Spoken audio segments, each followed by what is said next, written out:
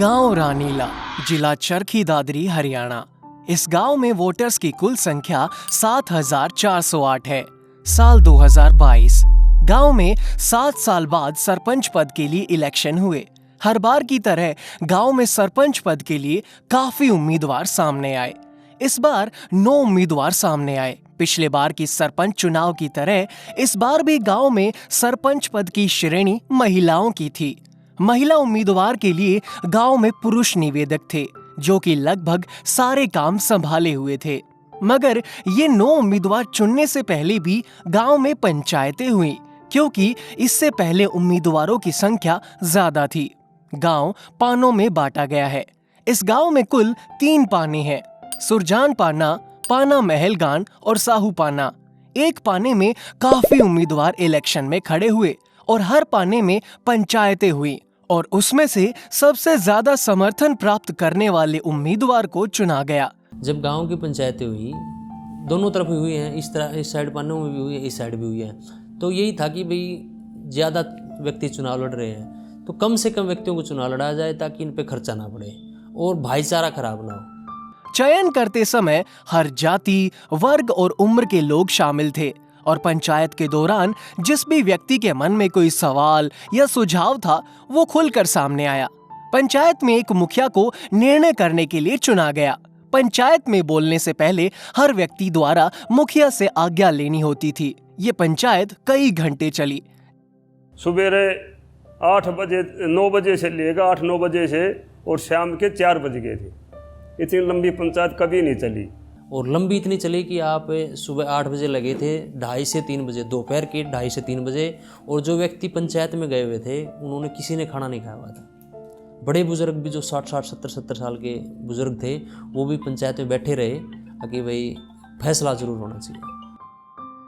जिसके परिणाम स्वरूप कुछ उम्मीदवारों का नाम पंचायत द्वारा निश्चित किया गया, जबकि कुछ उम्मीदवारों ने स्वयं को इस पद के लिए श्रेष्ठ समझा और पंचायत के साथ न चलकर चुनाव लड़ने का निश्चय किया।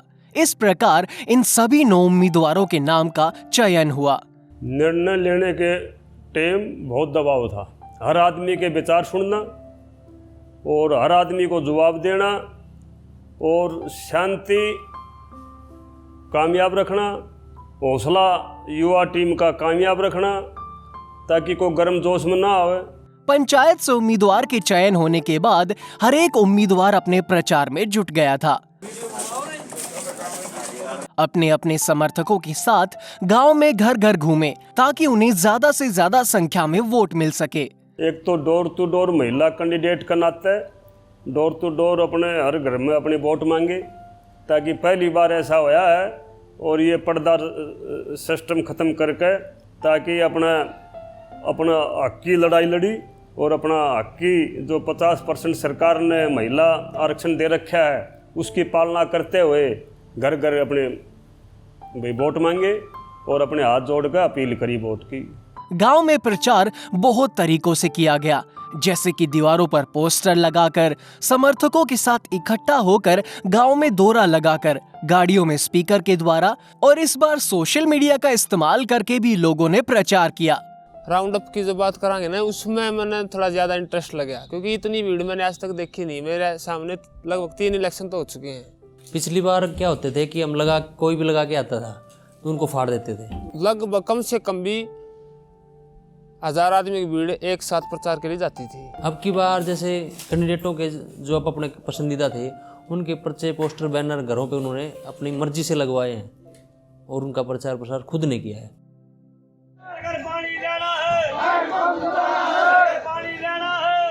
गांव में उम्मीदवार लोगों को खुश रखने के लिए खाने व विभिन्न सेवाएं लोगों को प्रदान करते हैं। उम्मीदवार लोगों को आकर्षित करने के लिए तरह तरह के वादे करते हैं, जिस दौरान लोग अक्सर सभी उम्मीदवारों की सेवाओं का लाभ उठाते हैं और सभी उम्मीदवारों को वोट देने के झूठे सच्चे आश्वासन देते हैं। चुनाव के 2 दिन पहले प्रचार बंद हुआ। चुनाव से 1 दिन पहले सभी पोलिंग पार्टियां गांव में बने बूथ पर आ जाती हैं। सरपंच पद के उम्मीदवारों द्वारा पोलिंग पार्टी के रहने, खाने व आवश्यकता योग्य सभी चीजें उपलब्ध करवाई जाती हैं। चुनाव से पहली रात पोलिंग एजेंट्स का चयन किया जाता है।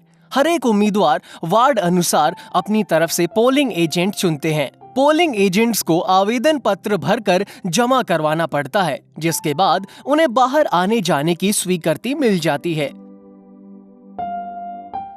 पोलिंग एजेंट का काम प्रत्येक मतदाता की पहचान, पोलिंग पार्टी को करवाना व पूरे चुनाव को शांतिपूर्ण ढंग से करवाना होता है।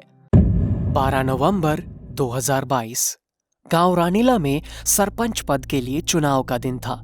सुबह होते ही मतदाता केंद्र के आसपास स्वयं सेवकों द्वारा कैंप लगाए गए, जहां मतदाताओं की सहायता मतदाता पर्ची उपलब्ध करवाकर की गई। बहुत ज्यादा संख्या में लोगों ने अपने अपने प्रिय उम्मीदवार को वोट दिया।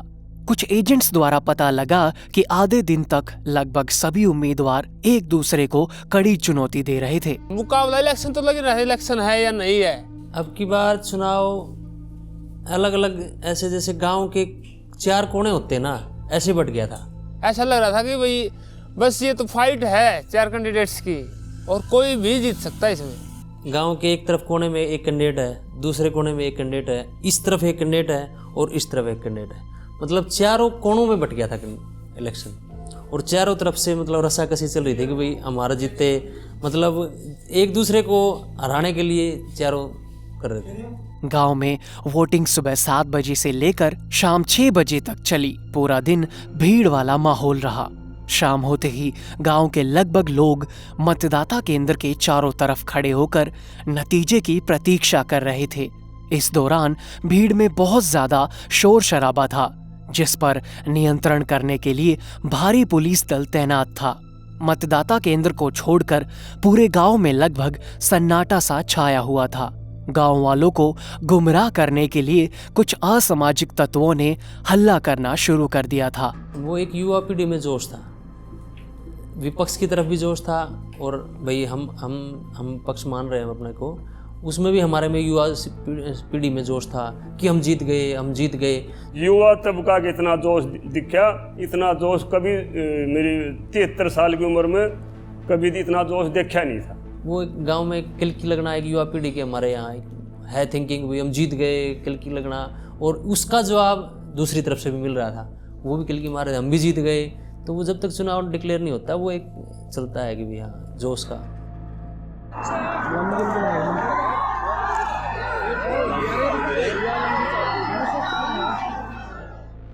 हालांकि इससे चुनावी नतीजों पर कोई फर्क नहीं पड़ा, लेकिन इससे लोगों के बीच तनाव जरूर देखने को मिला। जिस भी उम्मीदवार के समर्थकों की तरफ से हल्ला हो रहा था, इसे सुनकर बाकी उम्मीदवारों के समर्थकों की मानो पैरों तले जमीन खिसक रही थी। 2 से ढाई घंटों के लंबे अंतराल के बाद चुनावी नतीजे अपने दहलीज पर आ खड़े हुए थे और वहां खड़े लगभग 3 से 4 हजार लोगों की धड़कनें तेज हो रही थी।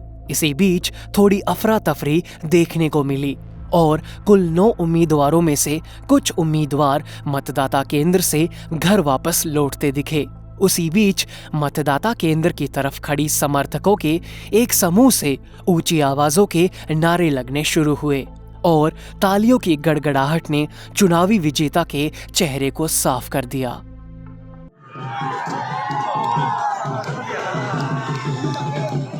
और साल 2022 के सरपंची चुनाव में गांव रानीला को अपना सरपंच पद के लिए योग्य उम्मीदवार मिल चुका था। मेरे ख्याल से हम जब 10वीं 12वीं पास होते हैं तब भी इतना खुशी नहीं होती जितना रिजल्ट आने के बाद होती है। 15 से 2000 लोगों के बीच ये सेलिब्रेशन हुआ, इतना बड़ा सेलिब्रेशन आज तक नहीं हुआ था।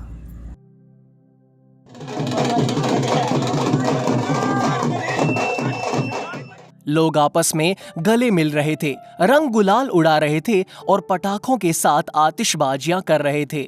मतदान केंद्र को समर्थकों द्वारा चारों तरफ से घेर लिया गया था और इंतजार कर रहे थे विजेता उम्मीदवार के बाहर आने का।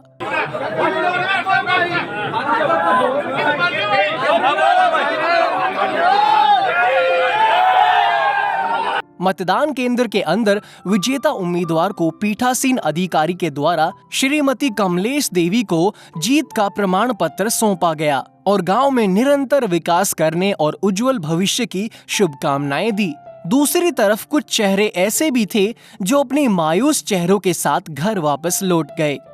गांव रानीला की ये खासियत है, जो हार जाता है वो अपने आप चुपचाप घर पे चला जाता है, और जीतने वाले भी ज़्यादा हल्ला गुल्ला ना करके अपने बस जश्न में शामिल होते हैं, और एक दूसरे को कोई टोंट नहीं मारता, बस जीत के जश्न में ही होते हैं। खटपट का तो ऐसा कुछ बनता ही नहीं था, ना तो किसी के साथ बैर था। बस ये था जिन्होंने सेलिब्रेशन करना था, जो जीता उन्होंने सेलिब्रेशन किया, और जो हार गए थे भाई उनने भी कुछ ने तो सेलिब्रेशन किया, कुछ ने अपना भाई जो भी रोज जताया जो कुछ भी है। तो अपना तो इतना ही है भाई, वो थोड़ा 1-2 दिन थोड़ा बहुत आदमी उलाने सुलाने दे, उसके बाद भाई के भाई कोई भी चुनाव हो चाहिए। ये मेरा 70-73 साल का तजुर्बा है। किसी गांव में जब कोई सरपंच पद के लिए चुना जाता है तो वो किसी विशेष दल का सरपंच नहीं होता, बल्कि पूरे गांव का सरपंच होता है। गांव का हर एक आदमी उसके लिए इतनी ही अहमियत रखता है जितनी चुनाव के समय उसके साथ खड़े लोगों की होती है। एक अच्छा सरपंच वही होता है जो अपनी जीत को पूरे गांव की जीत समझे और गांव के विकास में दिन रात मेहनत करे, सही को सही कहे और गलत को गलत कहे। जिस समय वो किसी भी समस्या का समाधान करने बैठे तो किसी प्रकार का पक्षपात ना करे, बल्कि समाज के हित में निर्णय करे और सच्चाई के साथ हमेशा खड़ा रहे।